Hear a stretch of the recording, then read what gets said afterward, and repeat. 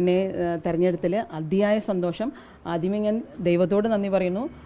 അടുത്തായിട്ട് ജില്ലാ ലീഡർഷിപ്പിനോട്, അതുപോലെ തന്നെ KPCC സംസ്ഥാന ലീഡർഷിപ്പിനോട്, അത് കഴിഞ്ഞ് AICC ലീഡർഷിപ്പിനോട് എല്ലാവരോടും നന്ദി.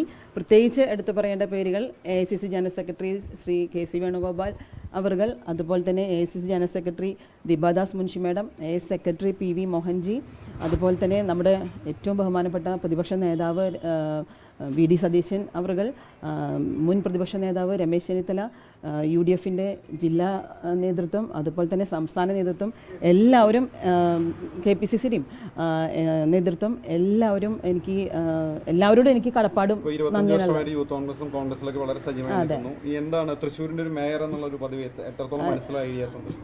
ഞാൻ പറയുകയാണെങ്കിൽ ഞാൻ 2004 മുതൽ 2007 വരെ ഇപ്പോഴത്തെ ജില്ലാ പ്രസിഡന്റ് ആയിട്ടുള്ള ജോസഫ് ടാജറ്റിൻ്റെ കൂടെ യൂത്ത് കോൺഗ്രസിൻ്റെ ജില്ലാ വൈസ് പ്രസിഡന്റ് ആയിരുന്നു 2004-2007 കാലഘട്ടത്തിൽ. 2007 മുതൽ 2009 വരെ T. സിദ്ദിഖ് സംസ്ഥാന യൂത്ത് കോൺഗ്രസിൻ്റെ പ്രസിഡന്റായിരുന്ന സമയത്ത് ഞാൻ സംസ്ഥാന വൈസ് പ്രസിഡന്റ് ആയിരുന്നു.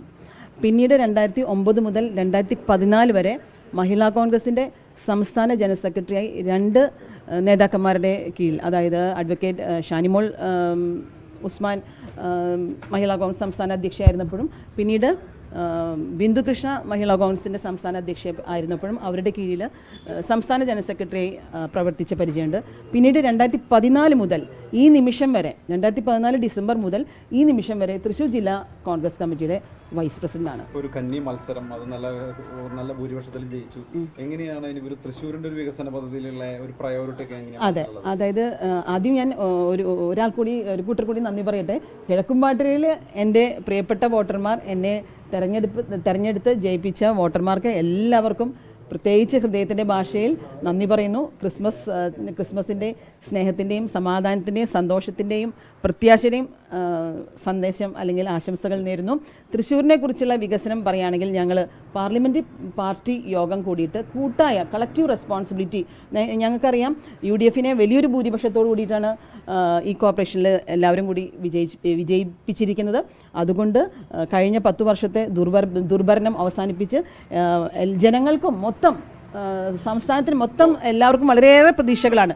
അപ്പോൾ ആ പ്രതീക്ഷയ്ക്ക് ഒപ്പം ഉയർന്നുകൊണ്ട് എല്ലാവരെയും ഒരുമിച്ചുകൊണ്ട്, അതായത് ജില്ലാ നേതൃത്വമായി ആലോചിച്ച് പാർലമെൻ്ററി പാർട്ടി യോഗം കൂടി അടുത്ത തൃശ്ശൂർ വികസനത്തിന്, അതായത് 2 വശമായിട്ടാണ് നമ്മൾ നോക്കിക്കാണുന്നത്. തൃശ്ശൂരിൻ്റെ അടിസ്ഥാനപരമായ വികസനം ഒരു വശത്ത്, മറുവശത്ത് നമ്മുടെ ജനങ്ങൾക്ക് വേണ്ടിയുള്ള ക്ഷേമ പ്രവർത്തനങ്ങൾ.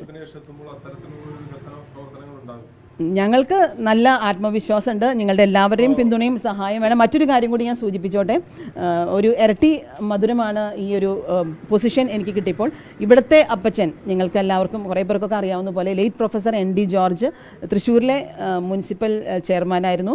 അപ്പോൾ ഏകദേശം 41 വർഷങ്ങൾക്ക് ശേഷം ഈ കുടുംബത്തിലേക്ക് വീണ്ടും ഒരു മരുമകളിലൂടെ ഒരു പദവി എത്തിയിരിക്കുകയാണ്.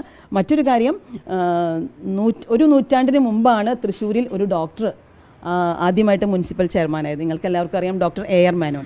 ഡോക്ടർ AR മേനോൻ ആദ്യമായിട്ട് തൃശ്ശൂരിൽ മുനിസിപ്പൽ ചെയർമാനായി, അനേകം വർഷങ്ങൾ മുനിസിപ്പൽ ചെയർമാനായി. ഒരു നൂറ്റാണ്ടിന് ശേഷം വീണ്ടും ഒരു ഡോക്ടറിലേക്ക് ആ പദവി വന്നെത്തുകയാണ്. അദ്ദേഹം പിന്നീട് നിയമസഭാ അംഗമായി, കേരളത്തിലെ ആദ്യത്തെ ആരോഗ്യമന്ത്രിയായി. അങ്ങനെ ഇപ്പോൾ ഡോക്ടർമാർക്കും ഒരു സന്തോഷിക്കാൻ 19 വനിതാ കൗൺസിലർമാരുണ്ട്. അപ്പോൾ ഒരുപാട് പേര് അവരുടെ ഒരു സപ്പോർട്ട്, സഹപ്രവർത്തകരുടെ സപ്പോർട്ട് എത്രത്തോളം എക്സ്പെക്ട് ചെയ്യുന്നു? സഹപ്രവർത്തകരുടെ സപ്പോർട്ട് ഞാൻ വളരെയധികം എക്സ്പെക്റ്റ് ചെയ്യുന്നുണ്ട്. അതാ ഞാൻ പറഞ്ഞത്, കൂട്ടായ ഒരു കളക്റ്റീവ് റെസ്പോൺസിബിലിറ്റിയാണ്. അല്ലാണ്ട് ഒരാൾക്ക് തന്നെ വിചാരിച്ചു കഴിഞ്ഞാൽ കാര്യങ്ങളൊന്നും നടക്കില്ല, നമുക്ക് എല്ലാവർക്കും അറിയാം.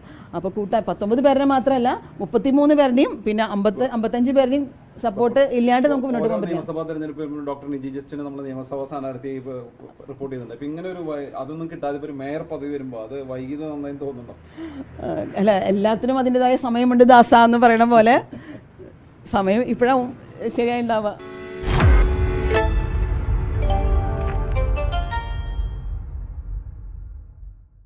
ലോകത്തെവിടെയായാലും ഏത് സമയത്തും 24 വാർത്തകളും ഓഗ്മെന്റഡ് റിയാലിറ്റി പാക്കേജുകളും എക്സ്പ്ലെയിനറുകളും വിശദമായി കാണാൻ ഞങ്ങളുടെ YouTube ചാനൽ നിങ്ങൾക്ക് സബ്സ്ക്രൈബ് ചെയ്യാം.